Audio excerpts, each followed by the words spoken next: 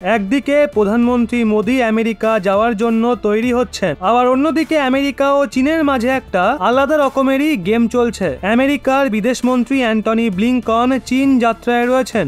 Blinken যখন চীনে পৌঁছান তখন তিনি প্লেন থেকে নামতেই চীনে তাকে চরম অপমান করা হয়। তার কিছু সময় পরই আমেরিকা ওটাই করে যেটা চীনও কখনো ভাবতে পারেনি। আমেরিকা চীনকে ফিনান্সিয়াল সেক্টরে মারাত্মক ধাক্কা দেয়। আমেরিকার সেনেট একটা নতুন আইন পাস করে, যার দরুন চীনকে আমেরিকা এখন ডেভেলপিং কান্ট্রির তকমা দেবে না। আমেরিকার এই পদক্ষেপের জন্য চীনের ওপর মারাত্মক প্রভাব পড়বে। চীনকে এখন বিশ্ব ব্যাংক এবং অন্যান্য বিত্তীয় সংস্থা থেকে কম ইন্টারেস্ট রেটে লোন দেওয়া হবে না। এখন বিশ্ব ভাবছে আসলে এই দুই দেশ চাইছেটা কি। একদিকে এই দুই দেশের প্রতিনিধিরা একে অপরের সঙ্গে সাক্ষাৎ করছে, অন্যদিকে একে অপরের বিরুদ্ধে দানও চালছে। সাক্ষাৎ করছে এর জন্য কারণ বিশ্বের সামনে তা দেখাতে চায় এই দুই দেশের মধ্যে আলোচনার রাস্তা সব সময়ের জন্য খোলা রয়েছে। আর দান চালছে এর জন্য কারণ যেভাবে আজ আমেরিকার বিদেশ মন্ত্রীকে অপমান করা হয় সেটা মনে হয় না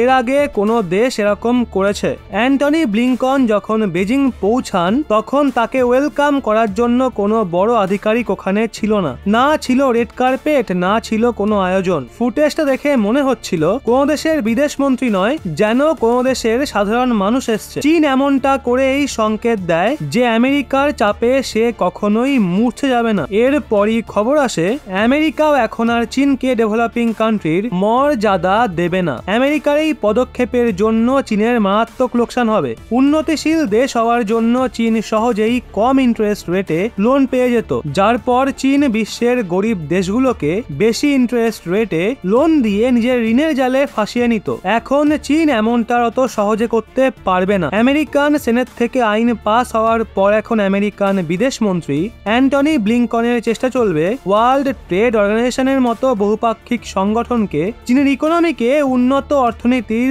মর্যাদা দেওয়া নিয়ে প্রস্তুত করা। আমেরিকান সেনেট ফরেন রিলেশন কমিটির উদ্যোগে চীনের থেকে ডেভেলপিং কান্ট্রির মর্যাদা ছিনিয়ে নেয়। চীন আমেরিকার এই পদক্ষেপকে এশিয়ান দেশের ডেভেলপমেন্টকে চাপা দেওয়ার চক্রান্ত রূপে দেখছে। সেনেট মনে করছে এখন চীনকে এই সমস্ত সুবিধা দেওয়া যাবে না যেগুলো উন্নতিশীল দেশগুলো পায়। চীনের অর্থ ব্যবস্থা $20 ট্রিলিয়ন, আর চীন দুনিয়ার বিভিন্ন দেশে বিলিয়ন বিলিয়ন ডলার বিনিয়োগ করে রেখেছে। এর জন্য এখন চীনকে ডেভেলপিং কান্ট্রিগুলোর মতো বিভিন্ন ছাড় দেওয়া হবে, কারণ চীন ডেভেলপিং কান্ট্রির মর্যাদাকে খারাপ ভাবে ব্যবহার করছে। ভালো মতো দেখা হলে সস্তা লোন ছাড়া উন্নতিশীল দেশগুলো ইন্টারন্যাশনাল বাণিজ্যেও সুবিধা পেয়ে থাকে। ওয়ার্ল্ড ব্যাংক প্রতি বছর উন্নতিশীল দেশগুলোকে বিলিয়ন বিলিয়ন ডলারের লোন দেয়। চীন একেবারে কম ইন্টারেস্ট রেটে যে লোন তুলেছে সেটার ব্যবহার তারা বেল্ট অ্যান্ড রোড ইনিশিয়েটিভে করছিল। সেই সঙ্গে তারা গরিব দেশগুলোকে